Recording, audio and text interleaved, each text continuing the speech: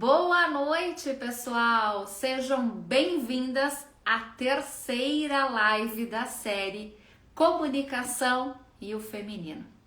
Durante o mês de março, eu estou fazendo às quartas-feiras uma série de lives com informações voltadas para as mulheres. Nós já falamos a respeito da nutrição e a comunicação. Falamos a respeito da importância de uma comunicação bem feita para uma transição de carreira. E nesta quarta-feira a gente fala sobre a saúde feminina e a comunicação. Será que quando estamos bem com o nosso corpo, com a nossa saúde, isso impacta na nossa comunicação? Hoje eu convido para essa série de bate-papos que eu estou fazendo às quartas-feiras a ginecologista, especialista em reprodução humana, a doutora Lisiane Knob da Costa. E nós vamos trazer então esse bate-papo para jogo para tirar todas as dúvidas a respeito de uma saúde em dia, comunicação bacana. Doutora Lisiane já está com a gente, nós já vamos convidar ela. E, por favor, convide todo mundo a estar aqui com a gente nesta noite, tirando todas as dúvidas a respeito de um tema tão importante. Convida as amigas, manda para elas que a gente está ao vivo aqui trazendo essas informações. Vamos convidar então a doutora Lisiane. Gente, nesta noite, nessa quarta-feira, vamos esperar mais um pouquinho, enquanto isso você vai convidando as suas amigas, hein? Doutora Lisiane, boa noite! Boa noite, tudo bem? Só enquadrar aqui melhorzinho, tudo bem? Tudo certo, muito obrigada pelo convite, muito obrigada por estar aqui com a gente nessa noite, por aceitar o meu convite. Eu que agradeço o convite, acho que é um assunto muito legal, muito interessante de ser tratado, né? E não é muitas vezes que a gente ouve, né, falar assim, essa junção da comunicação com a saúde feminina. Então é um prazer estar aqui com vocês. Que bacana. Exatamente, doutora Lisiane. A comunicação e a saúde feminina são dois temas bem distintos, mas se a gente for parar para pensar, tem tudo a ver, porque quando a gente não está com uma saúde adequada, talvez, porque é você que vai responder a partir de agora, a gente pode ter algum porém na nossa comunicação. E aí eu quero saber de você, doutora Lisiane, exatamente isso. A saúde feminina em dia, e quando eu falo de saúde feminina, a gente pode englobar tudo, a gente pode englobar a nossa saúde, a nossa alimentação, o nosso físico, o nosso psíquico. Se tudo estiver bem alinhado, a gente consegue estar comunicando de maneira adequada? Sem dúvida, né? E, na verdade, o que acontece? Como tu falaste, né? Nós somos um todo, uma junção de fatores, né? E quando a gente fala em saúde, nós falamos em saúde física, falamos em saúde mental, e quando nós vemos que estamos bem, ou pelo menos próximo do bem, nós conseguimos sim nos comunicar melhor, seja pela nossa fala, seja pela forma como a gente se veste, seja a forma como a gente consegue transmitir os nossos sentimentos. Muitas vezes, quando, né, observando pacientes doentes fisicamente, em geral, isso também traz dificuldade de elas demonstrarem, de falarem. Por muitas vezes a gente vê que passam por sintomas, muitas vezes por muitos meses, sem falar para ninguém, nem da família, nem amigos, até que um dia o sintoma é tão grave que decidem procurar o médico, né? Então, a comunicação falhou nesse sentido. Quando a gente pensa em saúde psíquica, a gente também está pensando nisso, emocional, né? Então, pacientes que estão mais ansiosas, mais deprimidas, muitas vezes, na maioria das vezes, um dos sintomas diagnósticos é esse, é a falta de comunicação. Aquela mulher que falava bastante, que se comunicava bem, e daqui a pouco está introvertida, quieta, as pessoas ao redor percebem que alguma coisa mudou. Então, a comunicação, seja ela verbal ou não verbal, a vestimenta ou o que a gente fala, muitas vezes quem está do outro lado percebendo aquela pessoa que já conhece consegue entender que algo não vai bem. E aí cabe a nós também ter esse clique e entrar e perguntar, mas olha, está acontecendo alguma coisa? Então acho que a comunicação ela passa, né, pelo diagnóstico de situações não adequadas e ao mesmo tempo para quem está bem de saúde física e mental, a gente vê que em geral são pessoas que conseguem se expressar, que conseguem conviver, que conseguem ter amigos. Então, uma coisa está interligada à outra, sem dúvida. Com certeza. Doutora, esse mês de março a gente trata da mês da mulher. Então, existem várias comemorações, existem muito bate-papo a respeito do assunto e também a série Comunicação em Feminino que eu trouxe aqui no meu Instagram. Mas também, eu vi que você postou, existe também a conscientização a respeito do Março Roxo, é isso? Que trata sobre o câncer de útero? Por favor, me corrija se eu estiver errada. Isso, o mês de março ele tem duas campanhas, o Março Roxo e o Março Amarelo. O Março Roxo é a atenção ao câncer de colo uterino. Então, é aquele famoso que a gente faz a prevenção através do Papa Nicolau, o citopatológico preventivo do câncer do colo. Então, este mês é voltado para atenção a isto, porque apesar da grande acessibilidade ao preventivo do câncer do colo, o câncer de colo uterino ainda é um tipo de tumor que tem uma incidência alta e uma mortalidade alta, e que ele é facilmente identificável e tratável através do diagnóstico do Papa Nicolau, do preventivo, porque a gente consegue identificar lesões precursoras desse câncer e conseguimos, então, tratar essas lesões precursoras sem a mulher precisar evoluir para talvez tratamentos mais radicais que vêm junto com o diagnóstico do câncer de colo uterino. Então, passa completamente pela comunicação, os meios de comunicação estão tentando fazer isso, assim como existe o Outubro Rosa voltado para o câncer de mama, né? Existe aí o Março Roxo para conscientizar sobre o câncer de colo uterino. Altamente. Qual é a grande importância?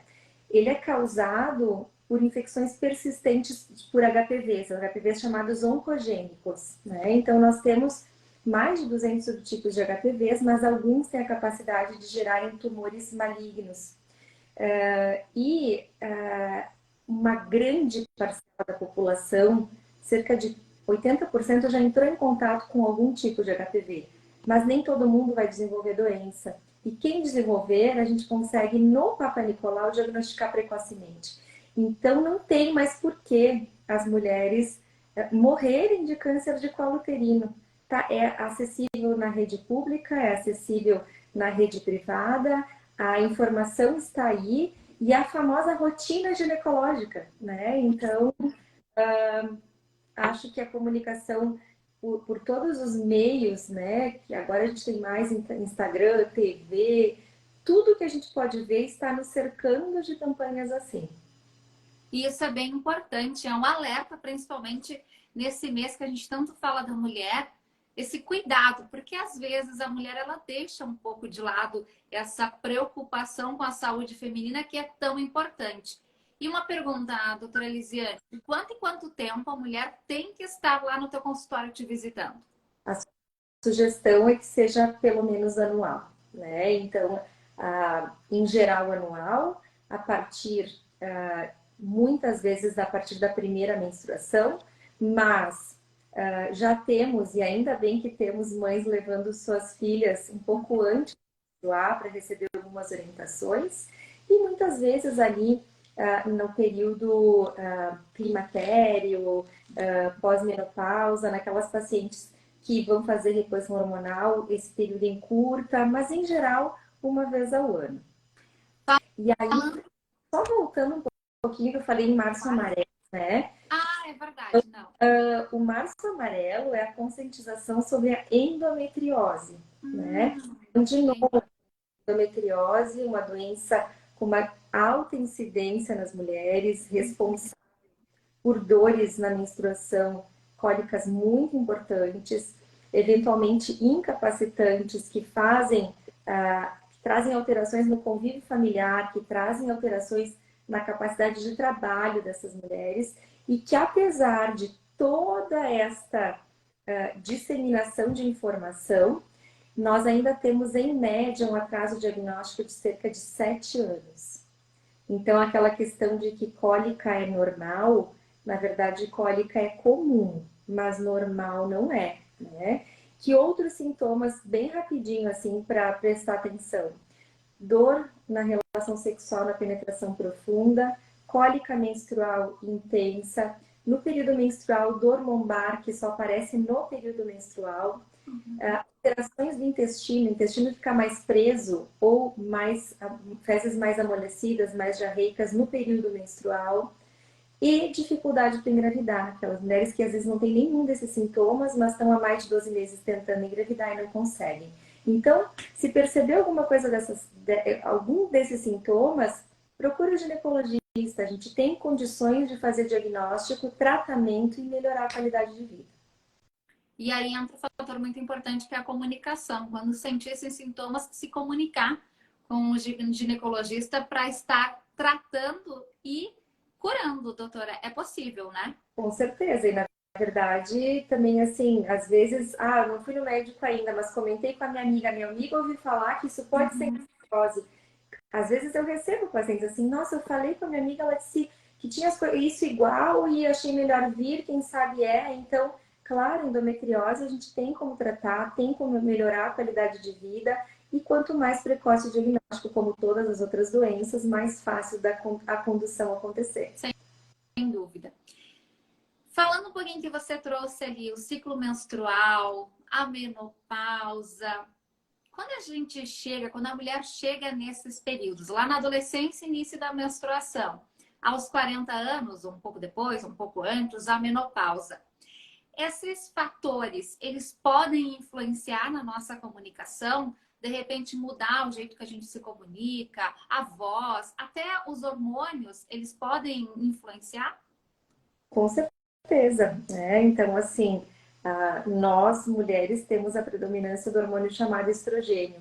E aí é responsável pelas modificações que a gente tem na puberdade, um pouco antes de menstruar, o que faz com que a nossa voz, por exemplo, afine, né? O que faz com que a gente desenvolva caracteres sexuais secundários, como mamas, né? E afine a cintura e tenha o quadril um pouco mais largo. Então, esta parte do início da menstruação, ela também muda a comunicação corporal, porque o desejo sexual começa também a aflorar, o que não acontecia na menina antes da menstruação, e isso modifica com certeza a forma como a gente se expressa, como se veste, porque começa uma nova etapa da vida, que é a vida reprodutiva.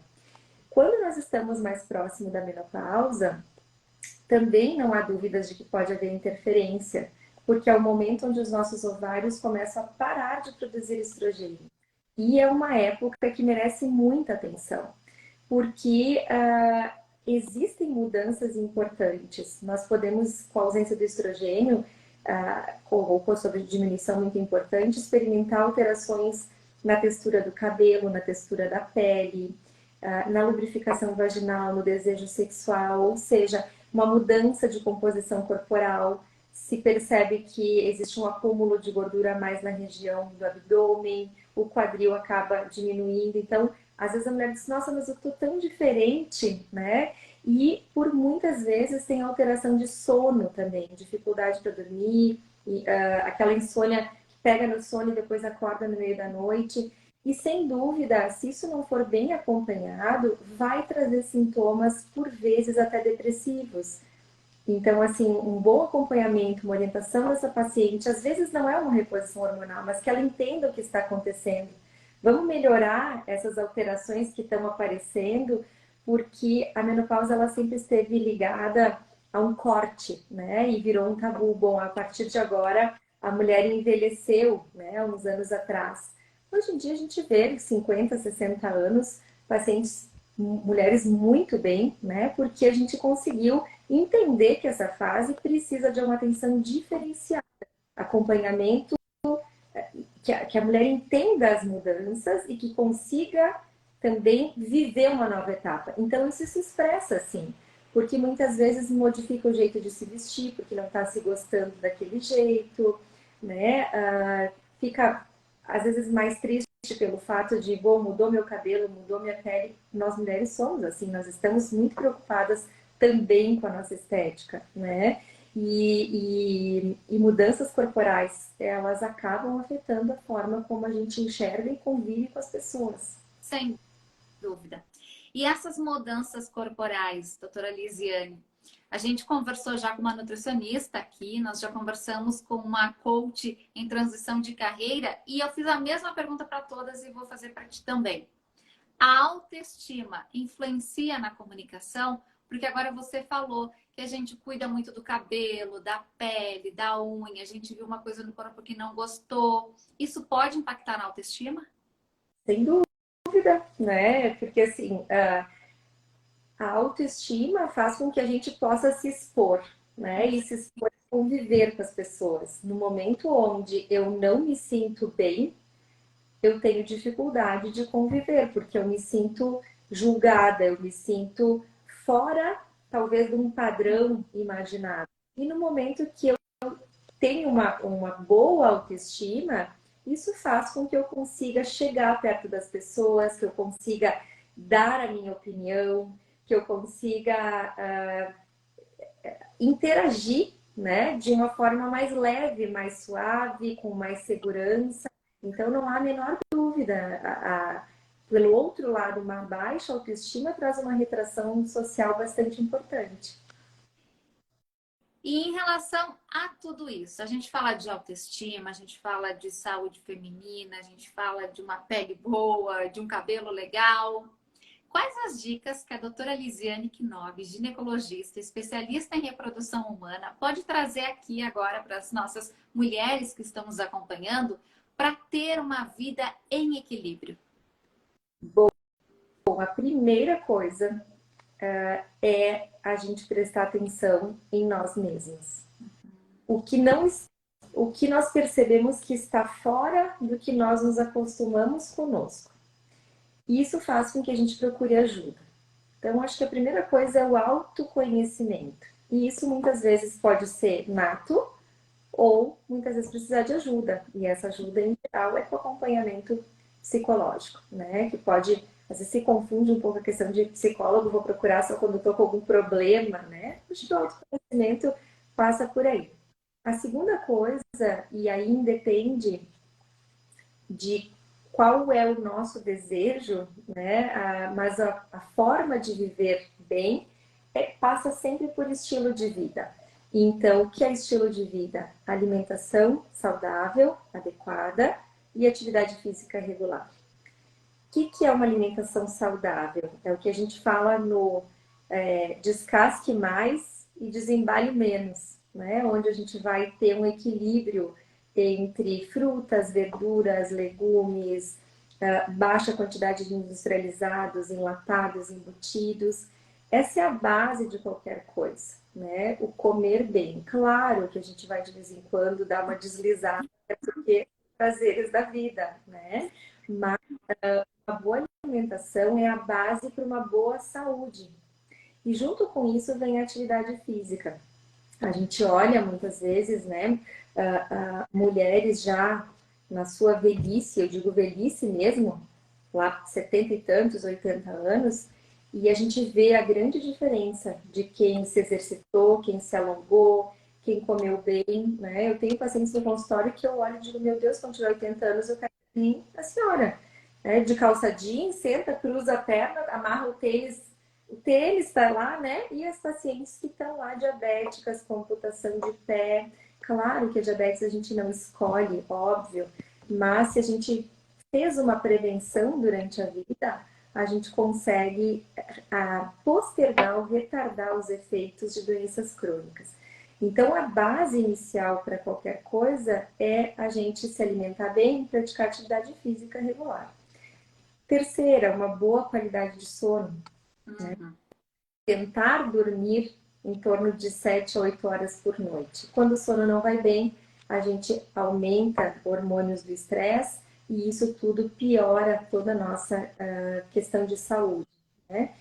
E a outra questão, claro, é a capacidade que a gente está falando aqui, que é de comunicação, que é a convivência, que é tentar se comunicar bem com quem a gente convive, né? Com o nosso marido, com nossos filhos, com os nossos pais, trazer os nossos sentimentos para fora, porque já sabemos que quando guardados, eles podem sim desencadear alguns tipos de doenças. Então, se comunicar, falar, dizer o que está pensando, falar o quanto ama, o quanto gosta, abraçar, se comunicar com o encontro. Isso tudo faz parte de uma saúde também psíquica, né, e emocional, que também é importante para que a gente viva bem. E, claro, puxar a brasa para o meu lado, mas de qualquer forma é o que a gente também precisa, revisões médicas, sem dúvida nenhuma, né? Então, assim, desde que a gente nasce, o pediatra já marca para o nosso filho qual é a primeira consulta, a segunda, de quanto em quanto tempo é, e não é diferente durante o passar da vida, porque as diferentes fases que nós temos, elas passam por diferentes necessidades de acompanhamento. Há doenças que a gente não vai ter numa faixa etária e vão começar a aparecer na outra. E se nós não fizermos isso, não há como ter qualidade de vida. Às vezes eu ouço assim, eu prefiro não ir porque depois vou descobrir alguma coisa. Mas aí eu digo o seguinte, é melhor descobrir no início e tratar, ou descobrir numa fase que não tem mais o que fazer e ficar sofrendo? Uhum. Geralmente eu não tenho resposta. Mas assim, claro, né? Existe o medo de que apareça algo. O que que é algo? Alguma doença que ameaça a nossa vida, né? Mas assim, se ela ameaça a nossa vida e eu posso tratar antes, eu vou ter uma qualidade de vida ótima depois. Só que isso muitas vezes está no medo de descobrir algum problema de saúde. Não encarem a revisão médica como isso, né? É justamente o contrário, é prevenção. Então, eu acho que talvez são várias dicas, né, para que a gente possa pensar. E não é fácil desequilibrar esse monte de pratinhos aí, né? Mas eu acho que passa por tudo isso, por tudo que a gente conversou. Sem dúvida nenhuma. E é muito importante a gente cuidar da nossa saúde, tanto física quanto mental, porque é ela que vai designar a nossa idade, o quanto que vamos estar aqui nesse mundo, porque quanto mais saúde, mais expectativa de vida, e é isso que importa, né, doutora Elisiane? Sem dúvida. Outro dia, no domingo, eu fui dar uma palestra e o meu primeiro slide era por que temos que nos cuidar, né? E o que eu coloquei lá, que é o que eu penso? Primeiro, porque nos amamos, porque queremos viver bem, porque queremos viver muito, porque queremos ter uma velhice saudável. Ninguém pensa para si estar dependendo de outras pessoas. Qual é né? A gente vê que as pessoas, entre aspas, perdem a graça quando elas não têm mais a sua independência.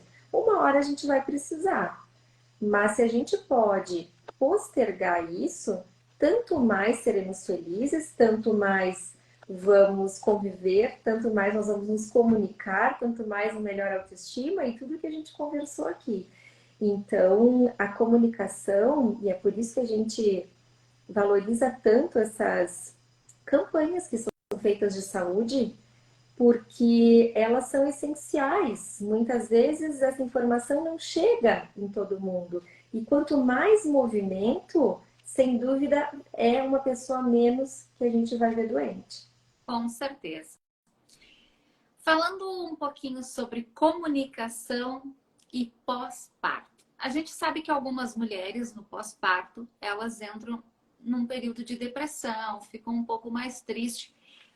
Até pode ser pelo hormônio, daí agora você me responde, doutora, ou também pela mudança drástica que acontece ali na vida da mulher.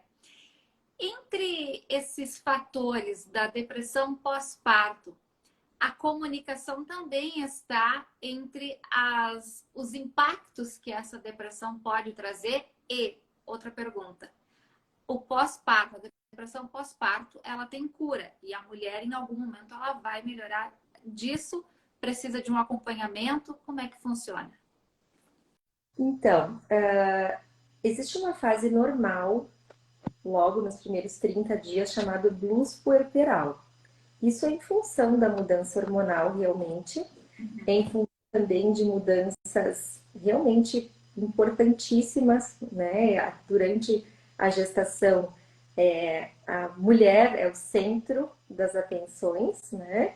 E quando o bebê nasce, por muitas vezes, o foco vai completamente para lá e a gente está passando por uma recuperação, seja pós-parto, seja pós-cesárea, por uma amamentação que nem sempre é fácil, para algumas mulheres para outras não, por uma privação de sono na maioria das vezes, por ter que lidar com um bebezinho que a gente muitas vezes não sabe como, que depende de nós exatamente para tudo. E então isto nos primeiros 30 dias em geral é considerado normal, chamado blues puerperal.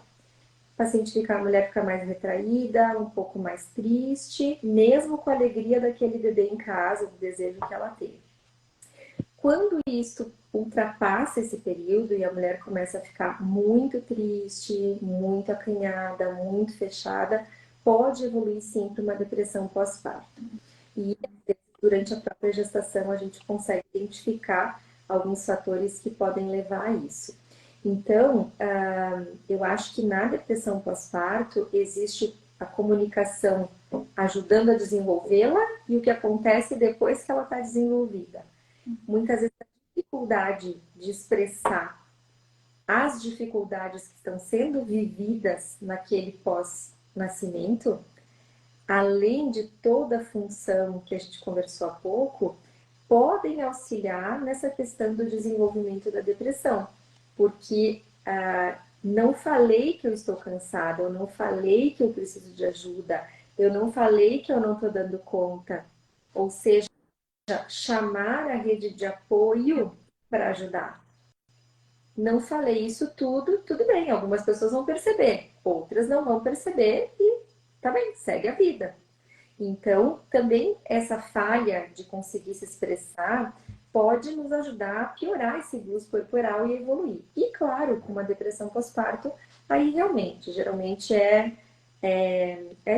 uma questão de choro, de introspecção, e aí a gente acaba realmente, às vezes, se isolando, inclusive, da própria família, né? Então, eu acho que é uma fase muito importante para a gente conseguir lembrar as mulheres que elas precisam falar também o que elas precisam, né? O que elas estão necessitando, porque isso é muito importante, é uma mudança.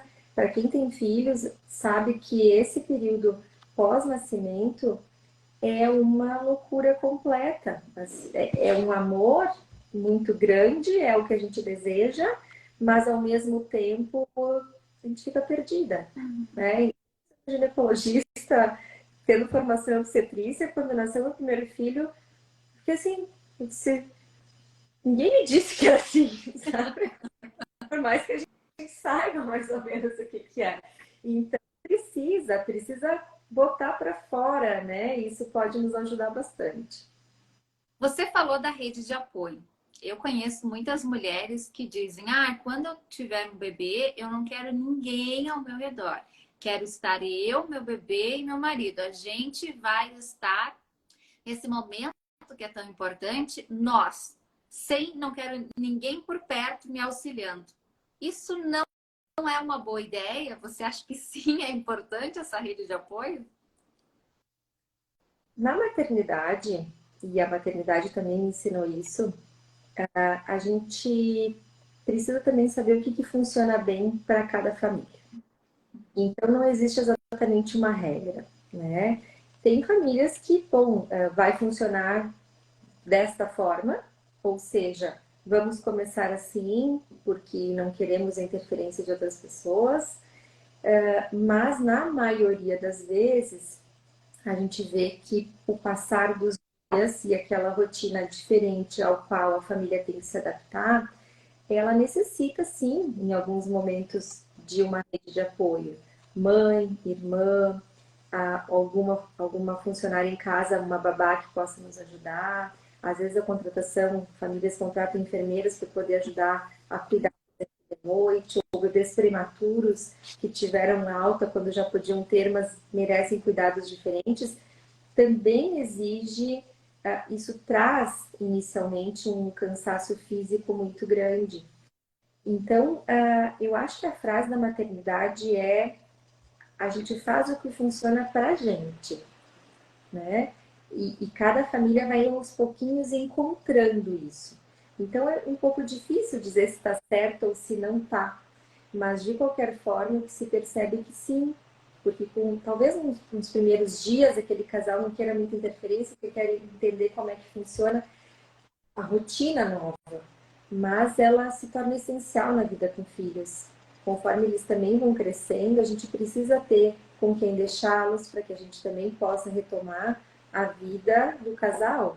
E isso, às vezes, a gente vê casais que entram na questão de pararem de se comunicar, justamente porque estão tão envolvidos naquela rotina de criação dos filhos, e não falo só bebês, né? Mas conforme eles vão crescendo, que acaba que o dia a dia termina nos horários que tem que ser feitos, quem levou tal, quem levou aonde, tá, e que horas a gente vai sair de novo para jantar, que nem a gente fazia. Ou que horas a gente vai conversar sobre o que aconteceu na semana. Então, na verdade, uma hora a rede de apoio vai ser necessária.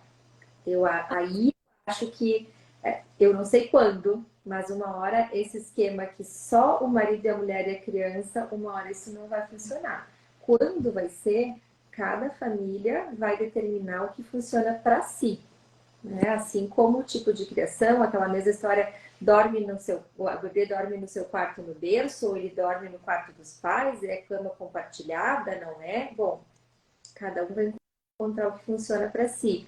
Mas, sobre a tua pergunta, uma hora a rede de apoio vai ser necessária, porque começa a afetar, inclusive, na vida anterior que esse casal tinha. Uhum. E falta de comunicação no casal, igual brigas e talvez, às vezes, até término de um relacionamento com alguém que a gente ama profundamente. Com certeza. É um equilíbrio, né? Tudo na vida é um equilíbrio e aí cabe ao casal equilibrar a situação. Falando em comunicação, para os médicos, a comunicação é essencial. Na hora que você vai diagnosticar o paciente, na hora que você vai dar boas-vindas a um bebê que está chegando, ou quando você vai passar um diagnóstico que não seria o que você gostaria de dizer. Então, eu queria saber agora da doutora Lisiane, como é que ela se prepara para se comunicar no consultório? A primeira coisa é com muito estudo sobre cada coisa que eu vou precisar comunicar, sobre cada diagnóstico, sobre cada exame encontrado, porque o paciente ele procura segurança. Ele vem conversar conosco para que ele tenha segurança do que está acontecendo com ele. A segunda coisa, e que eu acho que foi essencial assim na minha vida, foram anos de análise com psicanalista, para que eu também pudesse entender os diferentes perfis de pessoas que passam por mim. Então, são 13 anos de consultório particular, mais os 6 anos de formação acadêmica, mais os 3 anos de residência e esses 13 posteriores. Então, é muita gente que passa por nós. E a gente precisa entender, a perceber, a conseguir perceber o que está na entrelinha do que o paciente te diz, o que está na forma como ele senta na tua frente, a forma como ele se expressa, olhar para ele e ver que está faltando alguma coisa, ele está querendo te dizer alguma coisa, mas não veio, então tentar entrar de uma forma suave, às vezes não na primeira consulta, às vezes na segunda, porque o ginecologista acaba sendo o médico geral da paciente, né? E muitas vezes tem consultas que a paciente recém fez uma revisão e a gente pensa, será que houve? E aí a gente vai do início ao fim praticamente com uma consulta psicológica, né? Porque assim, eu não quis falar com nenhuma amiga e eu tô com um problema sério, tá acontecendo isso e isso. Será que é um problema de saúde? Será, né? E a gente vai tendo uma relação muito próxima com os pacientes. Eu tenho uma ideia, minha paciente número um ainda é minha paciente até hoje. Então, como não conhecer a vida do paciente? Uhum. Cara, é isso, assim, é saber da história de cada um, quando eu já os conheço. Quando não os conheço, tentar conhecer profundamente através dessa entrevista inicial, entender muito do que está acontecendo com cada um, e uns bons anos de análise ajudam muito a gente conseguir tentar discernir e ajudar a orientar um pouco, porque às vezes a gente vê que tem pacientes que precisam não só orientação sobre o diagnóstico clínico, né, mas um suporte muitas vezes também de aceitar aquele diagnóstico clínico, como conduzir, perceber que não está indo bem, que, enfim, é uma junção de fatores, mas eu me preparo justamente conhecendo meus pacientes. Muito bacana. Além disso, doutora Elisiane, hoje em dia a gente está muito mais próximo das pessoas porque existe o celular que nos conecta com a vida do outro. Muito tempo atrás, ou pouco tempo atrás, a gente não tinha as redes sociais, então eu não sabia muitas informações a respeito da ginecologia, eu sabia o que eu ia lá no consultório, o que eu lia, não sabia da vida particular da médica. E agora a gente tem essa possibilidade. Quero saber de você, como é que é essa comunicação médico-paciente com as redes sociais? Você é uma pessoa super ativa nas redes sociais, está sempre trazendo informações, trazendo dicas a respeito da saúde feminina, com bate-papos. Então, informação hoje em dia é o que a gente mais tem. E esse acesso é muito importante. Para você, a rede social é um local de comunicação essencial para a ginecologia? Eu acredito que no contexto atual, sim. Te confesso que há mais ou menos uns 3 anos eu comecei a perceber a necessidade pelas pacientes acabarem perguntando. Então eu tinha um Instagram, mas eu não trazia muitas coisas ali. E aí começava a vir perguntas, doutora, fala um pouco sobre isso, fala um pouco sobre aquilo. E eu não era muito fácil para mim essa coisa da câmera pegar, gravar um story, enfim. E eu também, como tu falou, como se prepara para isso. Eu acabei fazendo um curso de marketing médico, como me expressar nas redes sociais. Não é fazer propaganda, é marketing da forma como me expressar, como trazer informação, como perder a vergonha na frente da câmera, sem ter que gravar 1000 vezes, ou seja, mostrar naturalidade, como fala no consultório. E acho que foi aí que a coisa foi andando, porque da mesma forma como eu explico no consultório, eu digo, bah, hoje aconteceu tal coisa. Hoje eu já pego a câmera e digo, ó, aconteceu isso e isso, vamos falar sobre tal assunto. E hoje sim, eu vejo que é essencial porque as pacientes demandam isso, elas me mandam nos directs, né? Fala sobre tal coisa, sinto falta disso, olha, eu tenho uma dúvida. E, e também o acesso à informação tem sido tão amplo e às vezes tem algumas coisas que podem assustar, né? Quem olha diagnósticos, às vezes vai ver o resultado de um exame e aí vai tentar procurar lá o que significa, daqui a pouco leva um susto, não é nada daquilo. Então, é essencial do ponto de vista trazer informação confiável, né, clara, de uma forma que as pessoas entendam, sem tanta linguagem técnica, técnica quando precisa, mas explicando o que é aquele técnico, embasada, né, no que as federações de ginecobstetrícia, o Conselho Federal de Medicina nos permitem fazer também. Então, informação de qualidade que agregue no dia a dia, que faça com que a paciente encontre, né, aquela dúvida que ela estava perguntando, muitas vezes é algo simples ou que ela acha bobo, né, e não é bobo. para cada um vai ter a sua dúvida, ninguém tem a obrigação de saber todas as coisas, especialmente em medicina, né?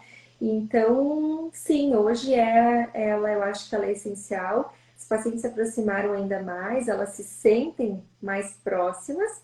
Essa questão da gente ter postagens da vida do dia a dia, no consultório os pacientes me dizem, ah, tão legal, eu vi tal coisa, ah, louca para conhecer teu pequeno. Então, às vezes, os meus filhos estão lá no consultório, o paciente chega, só conheci ele do Instagram, mas que coisa legal e tal, ver que tem o lado mãe, tem o lado não só de trabalho técnico, né? Que a vida da gente passa por, que passa todo mundo, os mesmos perrengues, né? Ah, se atrasou, ah, tem a levada a ida no colégio, tem a reunião, tem o cancelamento, tem a correria, ou seja, e tem o trabalho, e tem a parte de atenção. Isso eu acho que humaniza um pouco mais, isso aproxima, né? É a famosa comunicação que às vezes não está expressa. Olha, não estou dizendo assim, olha, é aqui, meu dia a dia também é que nem o teu, sabe? Mas eu acho que isso aproxima as pessoas e quando os pacientes chegam no consultório, elas se sentem mais à vontade. E a conversa flui mais e muitas vezes os diagnósticos às vezes se tornam até mais rápidos, porque tem pacientes que fazem a primeira consulta comigo e já assistiram tanta coisa no Instagram que me dizem, eu te acompanho já, e a conversa anda, não tem aquele impacto inicial, já vamos nos conhecer, sabe? E isso é uma coisa que eu achei muito interessante. Mas eu tinha uma dificuldade importante inicial, eu fui vencendo para que meus pacientes pudessem, ou quem não é, né, mas que as mulheres pudessem ter acesso a essa informação. Importante que você traz, doutora Lisiane, porque essa comunicação que você disse, ah, quando ela chega no consultório, ela já sabe mais das coisas, a gente já tem uma certa intimidade uma com a outra, isso a gente chama de uma comunicação assertiva, que é essa comunicação afetuosa, esse olho no olho, essa empatia que você já gera antes mesmo da paciente chegar no consultório. Assim como o dentista, a ginecologia também é um consultório que a gente vai sempre, o máximo que a gente pode evitando. Ah, eu não quero ir na ginecologista, eu não quero ir na... Então, com a chegada das redes sociais, com essa comunicação que você já faz antes, ela é muito importante porque a ginecologia é muito importante e o ginecologista, ele não morde. É muito importante você estar lá anualmente, no mínimo. Então, essa comunicação, essa aproximação com o paciente, ela é fundamental. E que bom que a gente tem as redes sociais para isso. Doutora Lisiane, a gente já está chegando ao fim do nosso bate-papo, mas antes eu quero a última pergunta. Que você, de mulher agora, a mulher Lisiane Knob, dê dicas bem rapidinhas para a gente, para ter uma vida de uma comunicação mais leve, de uma vida mais equilibrada, de uma saúde feminina mais tranquila. A doutora Lisiane, mas também a mãe, a mulher Lisiane. Eu acho que a primeira coisa passa por a gente, e aí não é só porque nós estamos falando de comunicação, e essa é a nossa live hoje, mas também é uma coisa que eu aprendi. Eu sempre fui assim de me expressar pouco e guardar alguns sentimentos para mim. Só que na hora esse copo transborda. Então, se eu posso, assim, talvez, acho que a melhor coisa nesse sentido é falar o que você pensa e o que você está sentindo. Então, eu estou de frente com alguém, claro, eventualmente a gente não vai poder dizer exatamente tudo que a gente está pensando, mas me fez sentir assim, eu estou chateada por tal coisa, eu não estou chateada com ninguém, eu não sei, mas eu não ando muito bem, e aí quem é mais próximo da gente, ou disseminar essa alegria, porque às vezes a gente está com alguém que tu tá vendo que não tá muito legal, e aí tu, não, vamos lá, olha só, daqui a pouco dá uma risada, faz alguma coisa, então eu acho que em termos de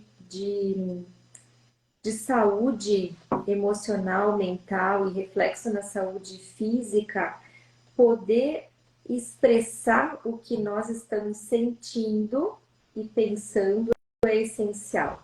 não fica aquele aperto no coração e a gente guarda e daqui a pouco enfia um monte de coisa embaixo do tapete e uma hora isso explode. Não tem nada que a gente consiga ficar guardando por tanto tempo. Então, acho que a primeira seria essa. As outras é o que a gente conversou antes, né? Toda a parte de estilo de vida, de alimentação, cuidar de si, gostar de si, né? Eu acho que para a gente cuidar do outro, e aí falando como mãe, falando como médica, como esposa, como filha, como neta, ou seja, para a gente cuidar do outro, não necessariamente na nossa profissão, a gente precisa ter cuidado de nós também. Uma pessoa que não está bem cuidada, não está bem atendida, ela também não tem força para atender e cuidar bem do outro. E a nossa vida é a convivência. Nós somos seres que precisam conviver. E para conviver, nós temos que cuidar. O cuidar, às vezes, é a forma como a gente fala, é o ombro que a gente oferece, né? É convidar para sair, é simplesmente ficar quietinho do lado e dizer: eu estou entendendo o teu silêncio. Ou seja, o cuidar do outro passa por tudo isso. Então, na minha área pessoal e na minha área médica, eu acho que isso é a melhor dica que eu poderia dar. Com certeza. Doutora Elisiane, muito obrigada por aceitar o convite de estar comigo hoje falando sobre a saúde feminina e a comunicação. A gente trouxe assuntos bem relevantes, uma live bem importante para as mulheres. Falamos de autoestima, que é tão importante, da saúde, que a gente precisa se cuidar. Quero te agradecer de coração por ter estado aqui comigo. E a você, doutora Elisiane, e a quem está nos acompanhando. Na próxima semana a gente continua com as nossas lives, mas extra. Semana que vem não vai ser na quarta, vai ser na sexta-feira e a gente vai falar sobre comunicação não verbal, que é a nossa imagem, a nossa postura, o jeito que a gente fala com as pessoas, que é tão relevante também na comunicação. Fica o convite para quem está nos acompanhando, para você, doutora Lisiane, e o meu agradecimento. Muito obrigada por ter estado comigo. Eu também agradeço, parabéns por essa série de lives. Eu acho que o assunto comunicação é vida, né? Então é importante estar trazendo essa série. E agradecer mais uma vez pelo convite, pela oportunidade de poder conversar contigo, quem está nos assistindo, e trazer um pouquinho, né? Podendo ajudar um pouquinho, ou talvez alguma coisinha de pensamento aí. Muito, muito obrigada de coração. Eu que Uma agradeço. para todos. Beijo e boa noite. Tchau, tchau, gente. Obrigada, doutora Lisiane.